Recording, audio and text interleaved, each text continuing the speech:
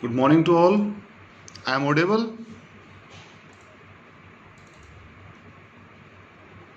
आपको आवाज आ रही है?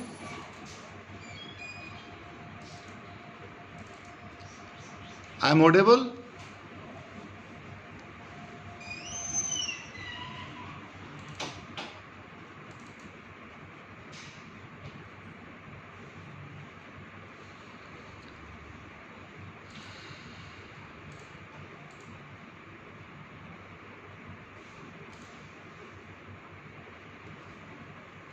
Okay.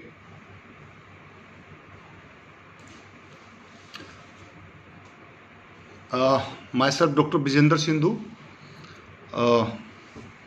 I'm assistant professor and quality head at SGT Medical College Hospital and Research Institute, run by SGT University, Gurugram, from last 2 years.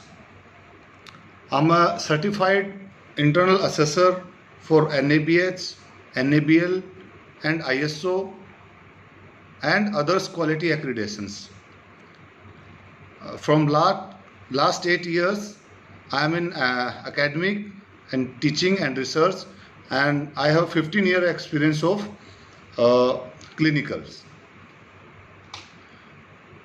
Today, my topic is role of documentation, role of accreditation in physiotherapy, or you can say these topics related to the physiotherapy documentations and medical records for both clinic and hospitals.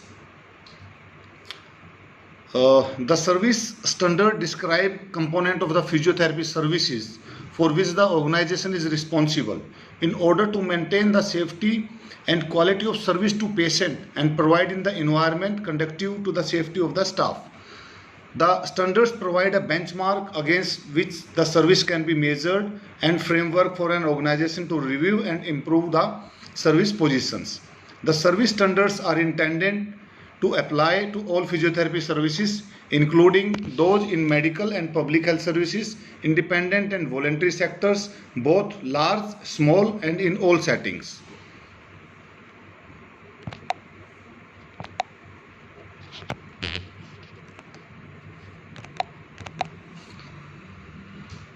Like as I explained कि we are a good therapist, but वो हम जब हम कर रहे होते हैं, और एक्चुअल में ऑन रिकॉर्ड हम क्या हैं. तो दैट्स द टॉपिक. आज का मेरा मेन स्ट्रेस इसी चीज़ के ऊपर है कि हम अच्छे क्लिनिशियन हैं, बहुत अच्छा ट्रीटमेंट कर रहे हैं. हेलो,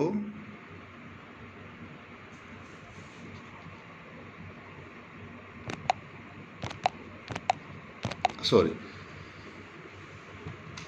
तो वो इफ़ेक्टिव कितना होगा? इफ़ेक्टिव होगा जब हमारा डॉक्यूमेंटेशंस के अंदर हमने क्वालिटी मेजर्स इम्प्लीमेंट किए होंगे. लाइक जब हम पेशेंट को देखते हैं, नॉर्मली जो आज के टाइम प्रैक्टिस होता है in clinics and hospitals physio setups में, कि जस्ट हम उसके असिस्मेंट के नाम पे हम डॉक्टर्स एडवाइस करते हैं फिजियोथेरेपी. उसके बाद हम कोई इसमें ना कोई हमारा असिस्मेंट, कंप्लीट असिस्मेंट हम लिखते हैं, कोई हमारे गोल्स नहीं होते ट्रीटमेंट के, शॉर्ट टर्म, लॉन्ग टर्म, है ना. तो जो आज का सेशन है वो यही है कि हम अपनी डॉक्यूमेंटेशन को इम्प्रूव कैसे करें, वो क्वालिटी कैसे उसके अंदर हम इम्प्लीमेंट करें. तो इसके लिए क्या है कि जैसे असिस्मेंट हमारा एक प्री असिस्मेंट होता है, देन हमारा प्रोविजनल डायग्नोसिस हैं, देन हमारा डायग्नोसिस है, देन हमारा गोल्स हैं which are based on the our assessment.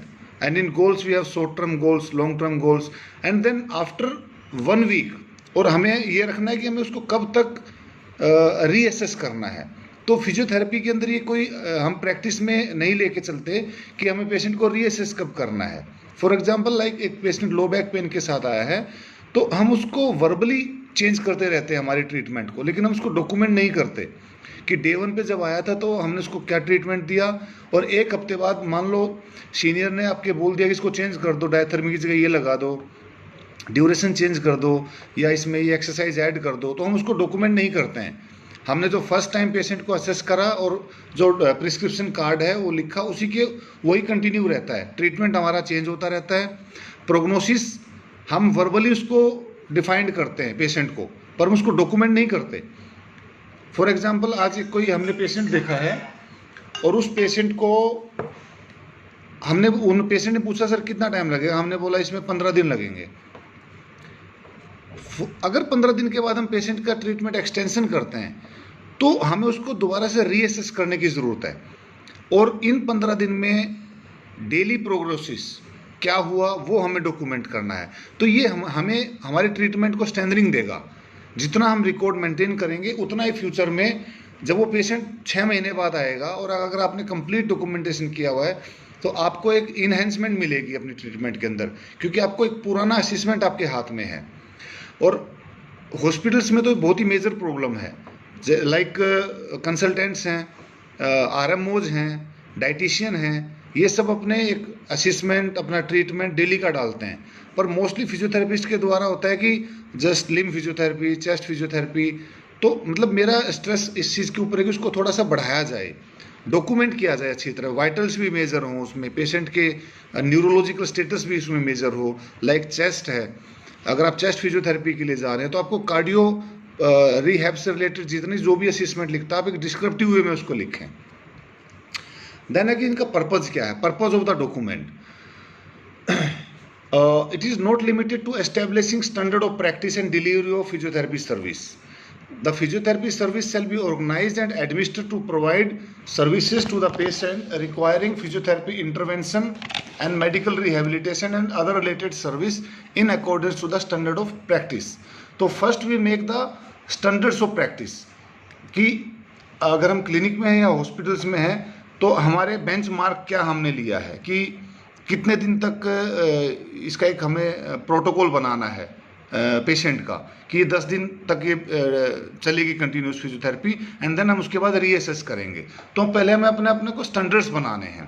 And then responsibilities, technicians की क्या रिस्पॉन्सिबिलिटीज़ है, सीनियर थेरेपिस्ट की क्या रिस्पॉन्सिबिलिटी है, थेरेपिस्ट की क्या है, जूनियर की क्या है, एंड डायरेक्टर और you can say principal physiotherapist जो है उनकी क्या रिस्पॉन्सिबिलिटीज़ है।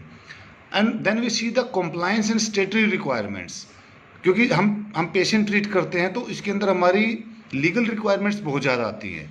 तो हमें उन चीज़ों को भी देखना है कि आज जो हम चीज़ लिख रहे हैं कल कोर्ट में अगर ये एविडेंस होता है तो हमें उसमें एज ए डॉक्यूमेंट प्रूफ जो हम लगाएंगे तो हमें उसको डिफेंड कैसे करना है। देन है पॉलिसीज एंड प्रोसीजर्स। मोस्टली हमारे क्लिनिक्स में मैंने जहाँ तक देखा है सिर्फ एनएबीएच जो हॉस्पिटल हैं उनके अंदर फिजियोथेरेपी की एसओपीज बनी हुई हैं, स्टैंडर्ड ऑपरेटिंग प्रोसीजर। तो आपको SOPs and policies in the sense कि आपका क्लिनिक 1 से 4 खुलता है और शाम को 6 से 8 खुलता है, तो वो आपकी एक पॉलिसी है क्लिनिक ओपनिंग की। उसके बाद आपका वेटिंग टाइम, मान लीजिए आपके पास 5 ही पेशेंट आप एक टाइम पे लेते हैं, तो कई बार ऐसे होता है कि एक भी पेशेंट नहीं है और कई बार ऐसे होता है कि 15 पेशेंट है, तो वेटिंग टाइम बढ़ जाता है पेशेंट का क्लिनिशियन को दिखाने के लिए। तो इसमें हमारी एक वेटिंग टाइम की पॉलिसी होगी, और ये ज़रूरी नहीं कि हमें किसी से बनवाना, हम खुद ही बनवा लें कि भाई कोई भी पेशेंट आएगा तो उसको हमें 5 मिनट के अंदर अंदर देखना है। और वो बनेगा कैसे, वो डाटा से बनेगा कि हम एक महीने का एक डाटा क्रिएट करें कि एक मरीज़ 4 बजे हमारे क्लिनिक पे आया, 4:05 पे उसने अपनी पर्ची कटवाई, रिसिप्ट ली, और 4:25 पे फिजियोथेरेपिस्ट ने इसको एंटरटेन किया। तो वेटिंग टाइम उनका 4:05 से 4:25 तक हो गया, मतलब 20 मिनट्स। फिर हमने एक ओवरऑल एक टाइम देखना है कि सब पेशेंट का जब हमने मिलाया उसका मीन निकाला तो 15 मिनट वेटिंग टाइम आया। अब हमने इसके ऊपर क्वालिटी इंप्रूवमेंट करनी है कि नहीं, मैं 15 मिनट नहीं, मैं 10 मिनट चाहता हूँ। तो वो 5 मिनट को रिड्यूस कैसे करना है, उसके लिए आपने एक प्रोग्राम डिज़ाइन करना है, एक एसओपीज बनानी है। ये आपके लिए इकोनॉमिकली, क्लिनिकली, मतलब हर टाइम सेविंग, हर तरीके से आपके लिए बेटर होगा अगर हम डॉक्यूमेंटेशन को इम्प्रूव करेंगे, हमारी एसओपीज बनाएंगे, पॉलिसीज़ बनाएंगे, और एक कंप्लीट एंड में उसको मैनुअल की शेप देंगे, फिजियोथेरेपी मैनुअल या फिजियोथेरेपी प्रैक्टिस मैनुअल। और जो हम कर रहे हैं डेली बेसिस पे हम उसी को रिकॉर्ड करेंगे, लेकिन उसको एनालाइज करेंगे अभी हम क्या करते हैं, मोस्टली हमारे पास बुक्स बहुत सारी हैं, पर मानिए आपने 10 किताबें पढ़ी, 10 में से कौन सी बेटर है, तो ये आप तभी दे पाएंगे जब आप 10 को पढ़ोगे, एनालाइज करोगे। तो हमें हमारे डाटा को मंथली एनालाइज करना है कि हमारे पास इससे इससे आपके पास एक डाटा आएगा, कितने तरह के पेशेंट आए, कितना टाइम उनको देखने में लगा, कितने ठीक हुए, कितनों का फीडबैक अच्छा था। अब जैसे फीडबैक की एक पॉलिसी है, पेशेंट सेटिस्फैक्शन, उसके लिए एक फीडबैक फॉर्म बनाए फिजियोथेरेपी क्लिनिक में, और जब पेशेंट जाता है तो वो फीडबैक फॉर्म उससे भरवाएं, और उसमें आप सारी चीज़ें डाल सकते हैं, भाई आपको क्या चीज़ अच्छी लगी, क्या बुरा लगा, आप क्या इंप्रूवमेंट चाहते हैं, है ना। तो आपको एक फीडबैक देके जाएगा, और उस फीडबैक का एनालिसिस आप in the end of month करेंगे कि पूरे 30-31 दिन का आपने फीडबैक लिया। मान लो आपके पास 400 फीडबैक आए, उस 400 में आपने 10 पॉइंट रख रखे हैं, हर पॉइंट को अलग अलग सेग्रीगेट करके आप देखें, फिर आपको पता चलेगा पॉइंट नंबर 1 पे 100% सेटिस्फैक्शन है, एंड पॉइंट नंबर 4 पे 60% सेटिस्फैक्शन है। अब मान लीजिए पॉइंट नंबर 4 है पानी की फैसिलिटीज़, तो पेशेंट उसमें 60% सेटिस्फाइड नहीं है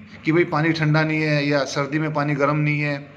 तो नॉर्मली पेशेंट आपको बोलता है, और बोल भी नहीं पाएगा शायद, क्योंकि आप उसको ट्रीटिंग डॉक्टर हैं, तो वो सारा चीज़ वो आपको लिख के ज़रूर देगा। उसको पता है कि एक डॉक्यूमेंट यहाँ रखा हुआ है, एक पेशेंट फीडबैक करके एक बॉक्स लगा हुआ है, और हर के लिए मैंडेटरी कर दिया है कि ट्रीटमेंट पूरा होने के बाद वो उसको भरेगा और वो देगा, और फिर आप उसको एनालाइज करेंगे।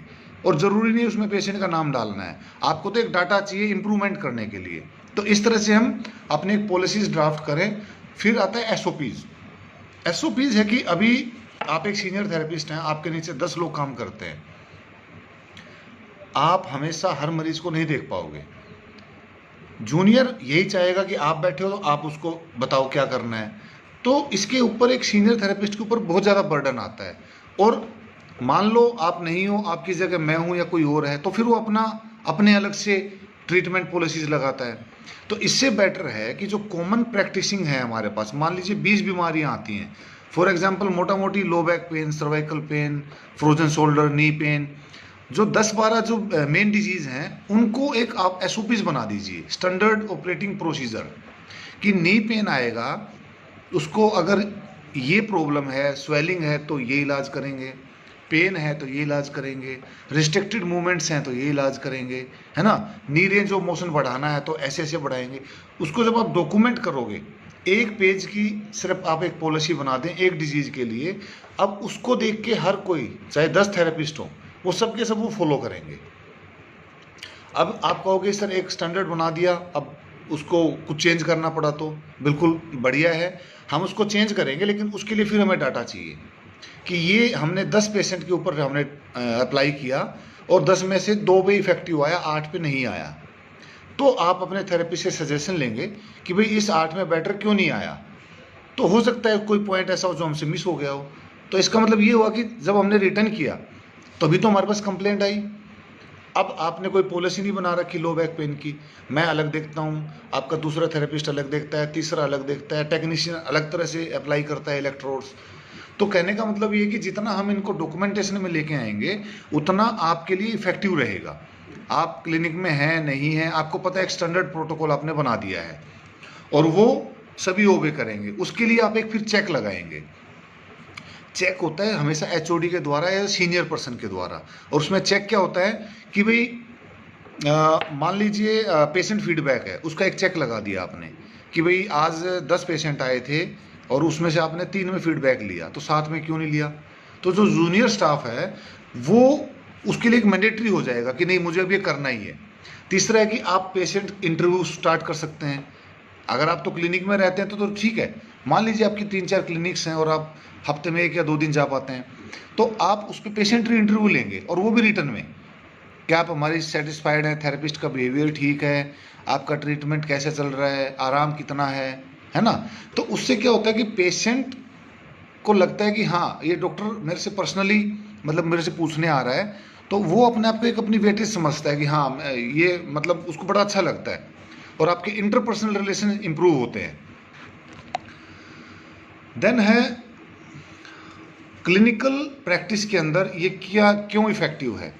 First is confidentiality is maintain through out evaluation and audit activities, मतलब हाँ, इसमें ये ज़रूर है कि जो आप डाटा इकट्ठा कर रहे हो उसको आपने कॉन्फिडेंशियलिटी मेंटेन करनी है। ये नहीं कि आपने उसको रिलीज कर देना या एक पेशेंट का दूसरे पेशेंट को बताना है। Clinical documentation is audited regularly. Clinical documentation क्या हो गए? असेसमेंट, पेशेंट का ट्रीटमेंट चार्ट, है ना, वेटिंग टाइम। अब जो सीनियर थेरेपिस्ट है या जो हेड है क्लिनिक का या डिपार्टमेंट का, वो महीने में सरप्राइजिंगली कोई भी 20 प्रिस्क्रिप्शन उठाएगा और 20 प्रिस्क्रिप्शन में से चेक करेगा असेसमेंट किया है कि नहीं किया है, पेशेंट की एज, हिस्ट्री, पेशेंट का सोशल डेमोग्राफिक डाटा और प्रोग्नोसिस। तो उससे क्वालिटी ऑफ असेसमेंट इंप्रूव होगी।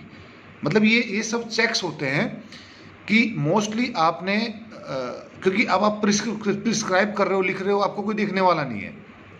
तो अगर आप सीनियर हो या आप एक ही हो तो आप किसी सीनियर थेरेपिस्ट को बुलाइए कि सर ये मैंने 10 असेसमेंट करे हैं, देखिए कुछ इंप्रूवमेंट की ज़रूरत है। तो इसमें क्या होता है कि जितने आप चेक्स लगाओगे ना उतनी आपकी क्वालिटी इंप्रूव होगी, डॉक्यूमेंटेशन इंप्रूव होगी, और डॉक्यूमेंटेशन इंप्रूव होगी तो ऑब्वियसली आपकी क्लिनिकल स्किल्स भी इंप्रूव होंगी। अब मैं मैनिपुलेशन दे रहा हूँ तो मैं ही दे रहा हूँ, मैं ही बेटर हूँ, मुझे कोई जज करने वाला नहीं है।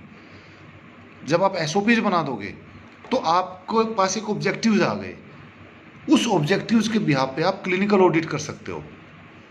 मतलब कि आपने 15 असेसमेंट लिए, आप 15 ट्रीटमेंट चार्ट लिए, 15 में आपने देखा तो कहीं ना कहीं कोई कमी निकल आती है। जैसे असेसमेंट में मान लो हमने लैप्स कर दिया, हमने मसल्स एमएमटी नहीं करी, हम फ्रोजन शोल्डर को ट्रीट कर रहे हैं और हम उसमें मसल टेस्टिंग हम करते ही नहीं, पावर क्या है, हमारा ध्यान सीधा होता है कि शोल्डर कितना फ्यूज्ड है, कितनी मूवमेंट रिस्ट्रिक्टेड है, और इसमें हमें क्या करना है। पर हम कभी नहीं देखते कि उसका मसल पावर क्या है, क्योंकि वो तो हमारे दिमाग में होता है। तो बेटर है कि हम असेसमेंट के टाइम पे एक एमएमटी रखें, ज्वाइंट रेंज ऑफ मोशन रखें। आज आपके पास एक पेशेंट आया फ्रोजन शोल्डर का, आपने बहुत अच्छा ट्रीटमेंट किया, 15 दिन बाद चला गया। अब वो पेशेंट ही जानता है वो अच्छा हुआ या आप जानते हो अच्छा हुआ। तो उस चीज़ को अगर आप डॉक्यूमेंट आप जब करो, जब आप क्लिनिकल ऑडिट कर सकते हो जब आपने उसको डॉक्यूमेंट कराओ। जब वो डे 1 पे आया तो उसका नी शोल्डर रिस्ट्रिक्टेड थी, flexion, extension, internal external rotation, आप उसको डॉक्यूमेंट करो, कितनी इंटरनल रोटेशन रिस्ट्रिक्शन है, कितना फ्लेक्शन है, देन कितनी एमएमटी है। फिर जब वो ठीक हुआ तब आप उसको रीअसेस करो, तब आप डिफरेंस फील करोगे कि कितना आपने मसल स्ट्रेंथनिंग पे काम किया, कितना आपने जॉइंट रेंज ऑफ मोशन पे काम किया। और वो आपके लिए एक प्रोटोकॉल सेट हो गया कि हाँ, इस टेक्निक से मैं इस पेशेंट का इलाज ऐसे करूँगा तो ये एक इफेक्टिव होगा।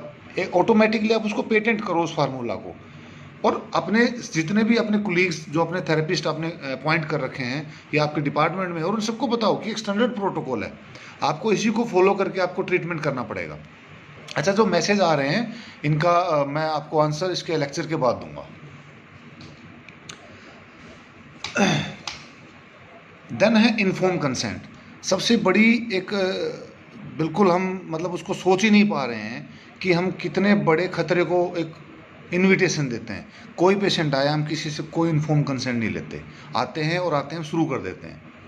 कई पेशेंट ऐसे होते हैं जो आपको ब्लेम भी करते हैं, एक दो पेशेंट निकल ही आता है कि भाई आपने जो है मेरे साथ ठीक नहीं करा, या मेरी तो ये एक्सपेक्टेशंस थी, या आपने बोला मुझे 10 दिन में ठीक हो जाऊंगा। तो एक इन्फॉर्म कंसेंट बना लीजिए आपकी भाषा में, जो पॉइंट्स आपको प्रॉब्लम आती हैं कि भाई मैं मरीज़ विजेंद्र सिंधु ये इन्फॉर्म कर रहा हूँ, आपको ये कंसेंट दे रहा हूँ कि आपने मुझे मेरी बीमारी के बारे में और मेरे इलाज के बारे में सब चीज़ें समझा दी हैं।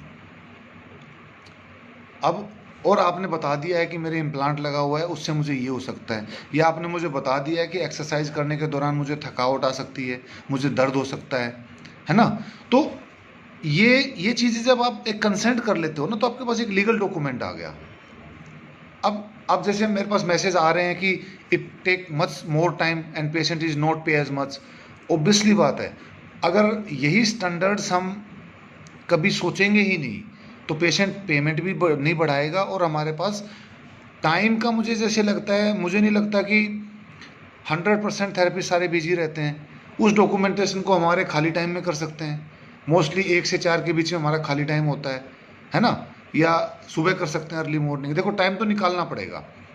जैसे जो NABH एग्रीडेटेड हॉस्पिटल हैं उनके अंदर तो मैंडेटरी है, वो ऑडिट भी करते हैं, थेरेपिस्ट को फिर बोलते हैं आपने क्यों नहीं मेंटेन करा, टैट रजिस्टर कहाँ है आपका, असेसमेंट कहाँ है आपके, प्रोग्नोसिस नोट्स कहाँ हैं आपके।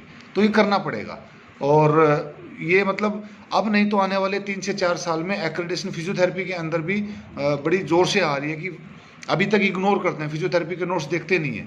पर मैं बेसिकली फिजियोथेरेपिस्ट हूँ, तो मैं कहीं भी ऑडिट करता हूँ NABH NABL का या ISO का या अदर एक्रीडेशंस, तो मैं थेरेपिस्ट के सबसे पहले डिपार्टमेंट में जाता हूँ, उसकी असेसमेंट नोट चेक करता हूँ, उसकी प्रोग्नोसिस नोट चेक करता हूँ, उसके रजिस्टर चेक करता हूँ, ताकि ये चीज़ इंप्रूव की जाए। और ओबियसली टाइम तो लगता ही है, टाइम तो हमें देना पड़ेगा। तो इन्फॉर्म कंसेंट सबसे ज़रूरी है कि एक इन्फॉर्म कंसेंट ज़रूर बनाएं। और वो आप जैसे OPD का है तो आप कहोगे सर हर रोज़ तो नहीं भरवा सकते, तो आप उसमें उसकी बैक साइड में डेट लिखें कि भाई 1 तारीख से 30 तारीख तक, और मरीज से डेली साइन कराएं। जैसे आप अपने रजिस्टर पे अपने साइन करते हो तो मरीज से इन्फॉर्म कंसेंट पे कराओ, या आप उस पर लिख दीजिए कि ये inform consent till treatment valid रहेगा, या आप कोई टाइम डिस्क्राइब कर दीजिए, है ना। कुछ कॉम्प्लिकेशंस हैं, जैसे आप पेशेंट को बोलते हो लो बैक पेन है कि लंबा खड़ा नहीं होना है, लंबा बैठना नहीं है, कंप्यूटर वर्क कम करना है। अब पेशेंट 15-30 दिन के बाद आता है, कहता मुझे तो कोई आराम ही नहीं हो रहा, तो आप कहोगे नहीं नहीं नहीं, आपने जो है मेरी वो बातें नहीं मानी, आपको लंबा नहीं बैठना था, आपको आप जो ड्यूटी पे जा रहे हो। तो ये चीज़ें भी आप इन्फॉर्म कंसेंट में लिखवा सकते हो कि भाई ड्यूरिंग दिस ट्रीटमेंट आपको अवॉइड करनी है लॉन्ग सीटिंग, लॉन्ग ट्रैवलिंग, है ना, जो हम सावधानियाँ बोलते हैं, तो आप इन्फॉर्म कंसेंट में डालिए। अब जब पेशेंट उसको साइन करेगा ना, तो सोचेगा कि नहीं डॉक्टर ने मेरे से साइन करवाया है तो मुझे मानना पड़ेगा।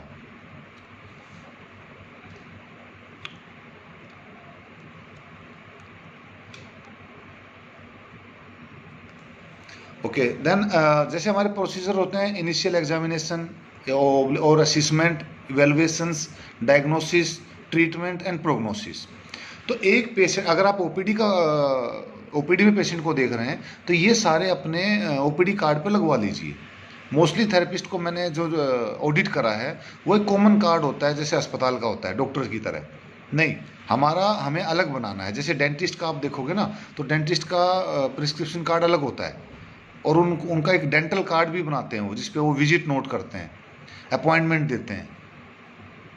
पर ये सिस्टम मोस्टली थेरेपिस्ट के क्लिनिक्स में मैंने नहीं देखा। तो मेरा एडवाइस है कि एक जो हमारा OPD प्रिस्क्रिप्शन कार्ड है उसको रिवाइज कराएं, उसमें initial assessment, evaluation, diagnosis and treatment and prognosis, और दोनों तरफ उसको कंप्लीट कर दें।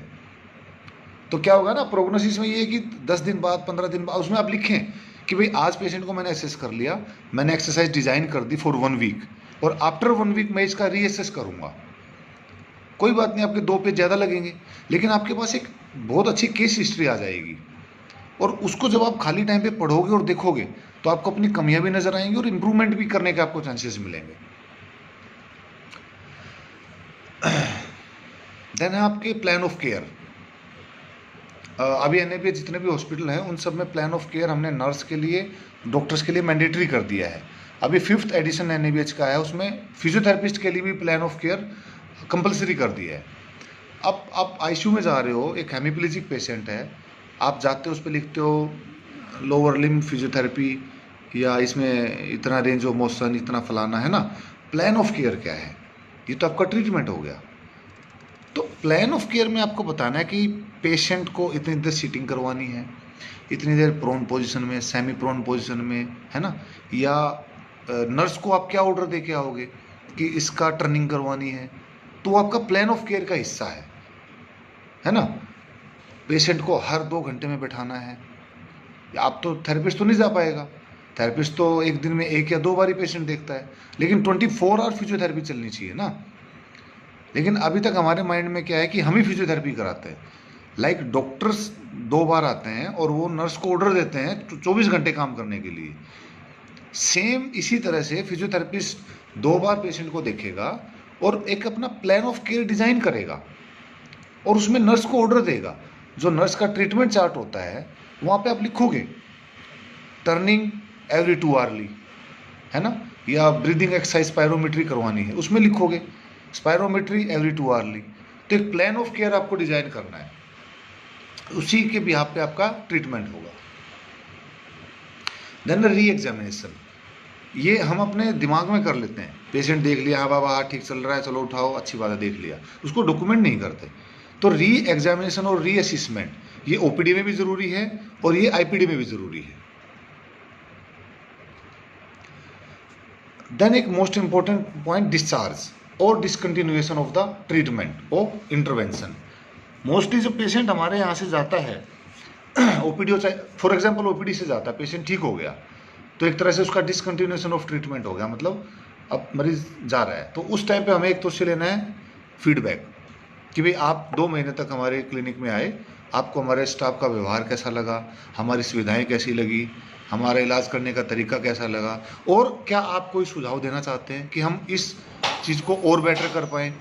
तो उसके लिए है कि आपको एक फीडबैक फॉर्म जो है वो डिज़ाइन करना होगा, और उसके साथ साथ डिस्चार्ज के लिए जो है एक डॉक्यूमेंट्स आपको बनाना है डिसकंटिन्यूएशंस का, कि अगर पेशेंट ओपीडी में है तो उसके बाद वो घर जाके क्या करेगा, मतलब उसको दोबारा कब दिखाना है ना। एक प्लान डिज़ाइन करना है आपको उसके लिए। एक मिनट में आपको एक प्लान डिज़ाइन करना है, उस प्लान में बताना है आपने कि भाई आप मुझे 10 दिन बाद दिखाओगे, ठीक है ना। उसके बाद हम आपकी एक्सरसाइज को रीडिज़ाइन करेंगे, और आपने घर पे सावधानियां क्या क्या लेनी है ओपीडी के लिए। तो एक उसके पास एक लास्ट डॉक्यूमेंट हो गया, जब भी वो ओपीडी में आएगा तो उस टाइम पे वो सारी चीज़ें आपके पास एक दोबारा से माइंड में आपको सोचने की ज़रूरत नहीं है, पेशेंट को देख के आप वो सारी चीज़ें समझ जाओगे कि हाँ इसको ये चीज़ें मैंने बताई थी। देन है इंडोर पेशेंट के लिए, इंडोर्स में डॉक्टर की जो एडवाइस होती है घर पे, डाइटिशियन की एडवाइस होती है, तो सेम ऐसे ही थेरेपिस्ट की भी एक एडवाइस होनी चाहिए at the time of discharge. Better है कि आप उसको डॉक्यूमेंट करो, डिस्चार्ज कार्ड पे वो चीज़ लिखो। अगर डिस्चार्ज कार्ड पे नहीं लिख पाते हो तो पेशेंट को वर्बली ज़रूर बताओ, और उससे एक पेशेंट का आपके साथ टच रहेगा, और जाते हुए उसको ज़रूर बताएं कि उसने आपको कब दिखाना है, 10 दिन बाद दिखाना है, 15 दिन बाद दिखाना है, महीने बाद दिखाना है। क्योंकि ठीक होने का मतलब ये नहीं है कि अब दोबारा उसको चीज़ नहीं हो सकती, और एक्सरसाइज और मसल से रिलेटेड जितनी भी प्रॉब्लम है वो तो कंटिन्यूस चलनी है। तो बेटर है कि इससे आपका एक पेशेंट का टच भी रहेगा, और वीक 10 डेज या 15 डेज जितना भी आप टाइम देना चाहते हैं, एक रिव्यू उसका ज़रूर करें प्रोग्नोसिस के लिए। Then most important thing is referral.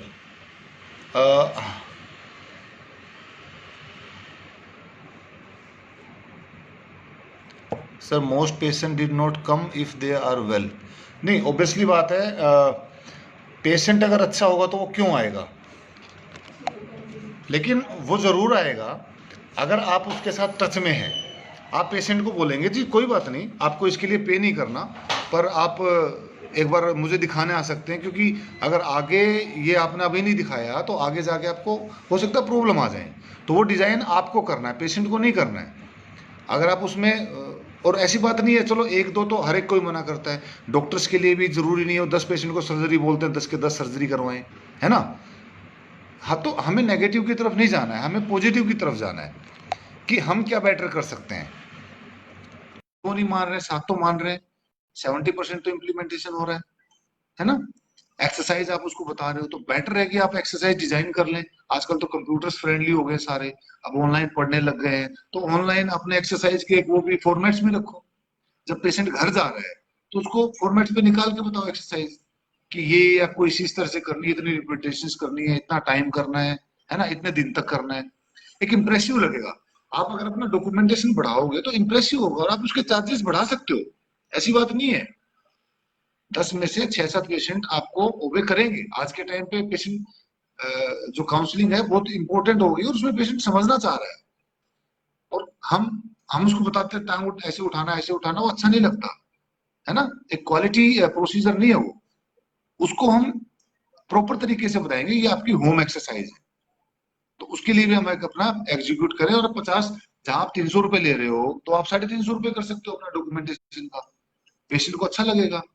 उसका एनवलप बढ़िया सा बनाइए, एक पर्चा ऐसे ही नहीं देना, एनवलप में डाल के दीजिए, जैसे लैब टेस्ट में डालते हैं, डॉक्टर्स डालता है, एमआरआई डालती है, अपने क्लिनिक का एक बढ़िया सा एनवलप बनाए, उसके अंदर डाल के दें, इंप्रेसिव लगेगा। चार्जेस तो बढ़ जाएंगे धीरे धीरे, ऐसा कोई दिक्कत नहीं है। देन है रेफरल। हमारे पास पेशेंट के रेफरल आते हैं, हम कितना रेफरल करते हैं, है ना। तो हमें इस चीज पे बड़ा ध्यान देना चाहिए कि भाई मान लीजिए उसको दवाई की जरूरत है, हमें लिखने की जरूरत नहीं है दवाई, हमें उसको रेफर करना है फिजिशियन को, और एक रेफरल नोट पे करना है, ऐसे ही नहीं लिखना कि जाके दिखा लो। एक रेफरल का एक छोटा सा स्लिप बना लीजिए, जैसे आपकी क्लिनिक में रिसिप्ट होती है पैसे की ना, रेफरल स्लिप, उसमें लिखिए पेशेंट का नाम, एज, डिटेल, बीमारी और आपने क्या करा और आप किस चीज के लिए रेफरल कर रहे हो, है ना। तो उससे क्या होगा कि जब वो पेशेंट उनके पास जाएगा तो उसके पास एक कंप्लीट डाटा होगा कि पेशेंट किस चीज का है और उस डॉक्टर को करना क्या है। हम मोस्टली उसको वहां भेज देते हैं कि आप जाइए वहां जाके दिखाइए, पर हमने पेशेंट को भी नहीं बताया और हमने डॉक्टर को भी नहीं बताया कि इसको रेफर हमने किया किस लिए। तो ये जरूरी है कि हम उस रेफरल को भी एक डॉक्यूमेंट बना के दें। देन है क्वालिटी एश्योरेंस, कि सर आपने इतने सारे कागज बता दिए, अब इसको हम लगाएं कैसे, इसको मेंटेन कैसे करें, हम खुद ही कैसे समझें कि इतने सारे कागज हैं। तो उसके लिए एक चेकलिस्ट बनाइए, लिस्ट ऑफ डॉक्यूमेंट, और उसको एक नंबर दीजिए। मान लो आपके पास 50 फॉर्म है तो एक डॉक्यूमेंट कंट्रोल नंबर बनता है।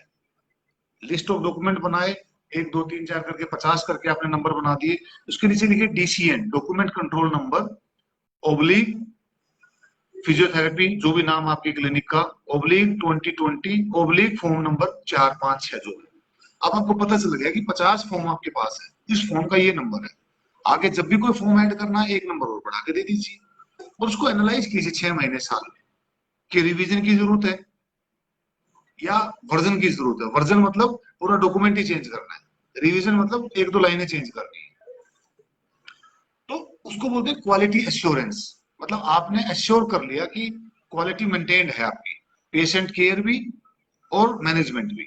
क्वालिटी दो तरह से मैनेज होती है, एक पेशेंट केयर और एक डॉक्यूमेंटेशन। हाँ रितु बिल्कुल सही कह रहे हो, क्लियर कम्युनिकेशन, क्लियर कम्युनिकेशन बहुत जरूरी है। और कम्युनिकेशन दो तरह से है, एक वाया वर्बल है और एक डॉक्यूमेंटेशन से है, तो हमें दोनों तरह से ही बिल्कुल जरूरी है। देन पार्ट आता है रिसर्च का। जब आपने इतना सारा डाटा इकट्ठा कर लिया तो आप उसको पब्लिश कर सकते हो। अब क्लिनिशियन के पास प्रॉब्लम ये है, अरे सर रिसर्च करना तो जो है ना टीचर्स का काम है, एकेडमिक वालों का काम है, हमारा थोड़ी है। पर डियर मैं आपको सबसे बड़ी बात बताऊं, रिसर्च होती क्लिनिक में है। टीचर्स तो लिटरेचर रिव्यू करते हैं, आर्टिकल्स को देख लिया, पढ़े हुए को देख लिया, उन 10 आर्टिकल को पढ़ लिया, उसके ऊपर एक अपनी पब्लिकेशन कर दी। उनकी तो मजबूरी है, मैंडेटरी है, क्योंकि उनको एकेडमिक में रहना है तो उनको पब्लिकेशन देनी पड़ेगी। पर क्लिनिशियन के लिए एक बहुत अच्छी चीज हो जाती है कि उसके पास एक डाटा आ गया, उस डाटा को वो प्रेजेंट कर सकता है, केस बना के भी प्रेजेंट कर सकता है, या 25 30 केस हो जाए तो एक अपने उसके ऊपर कोई भी प्रोटोकॉल या कोई भी किसी भी तरह की अपने एक स्टडी कर सकता है। तो ये हमारा जो डॉक्यूमेंटेशन है।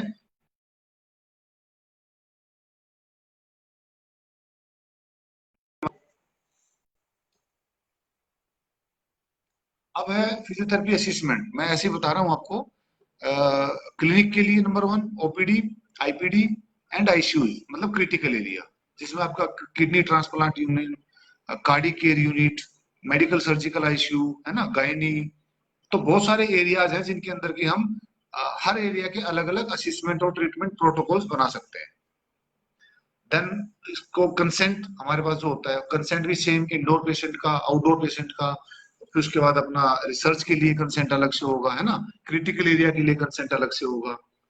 देन हमारे लिफलेट्स, एक्सरसाइज लिफलेट्स या इंफॉर्मेशन लिफलेट, या जैसे बीमारी है कोई, उसका आप इंफॉर्मेशन दे सकते हो। अपनी पेशेंट आपके क्लिनिक में आता है तो आपके डिपार्टमेंट में आता है, तो एक लिफलेट्स आपके पास 10 12 रहेगा, वो खाली बैठा हुआ बैठ बैठ के पढ़ता रहेगा।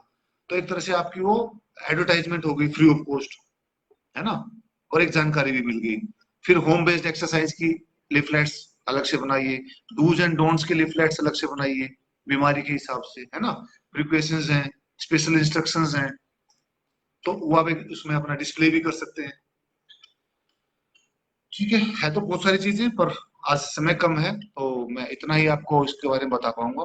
कोई क्वेश्चंस, कोई क्वेरी है तो आप मुझे मैसेज कर सकते हैं। अगर एडमिन की परमिशन हो तो 5 मिनट हम क्वेश्चन आंसर्स के लिए रख सकते हैं। Thank you doctor Poonia, Rahul, Ritu.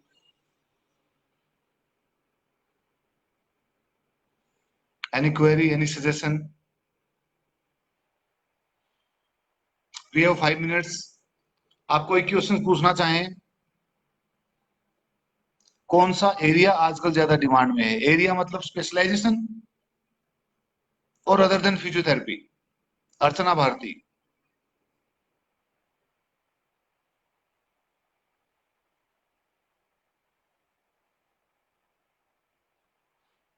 देखिए फिजियोथेरेपी की अगर बात करते हैं अर्चना, तो सारे एरिया इक्वल है। आपकी प्रैक्टिस कितनी अच्छी है वो देखने को है। एरिया तो ऑर्थो, न्यूरो, कार्डियो, पीडिया सभी सभी अच्छे हैं। और एनी मोर क्वेश्चंस?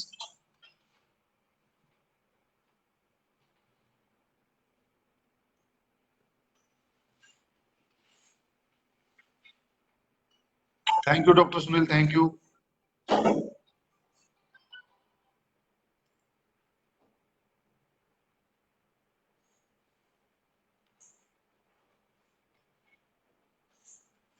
ओके, ठीक है। वेरी नाइस टू मीटिंग, अच्छा लगा आप लोगों के साथ। और in last, thank you doctor Ravindra Mudgil कि मुझे मौका दिया गया ऑनलाइन आने के लिए और इतने सब लोगों से इंटरेक्शन करने के लिए। Thank you very much, HCAP।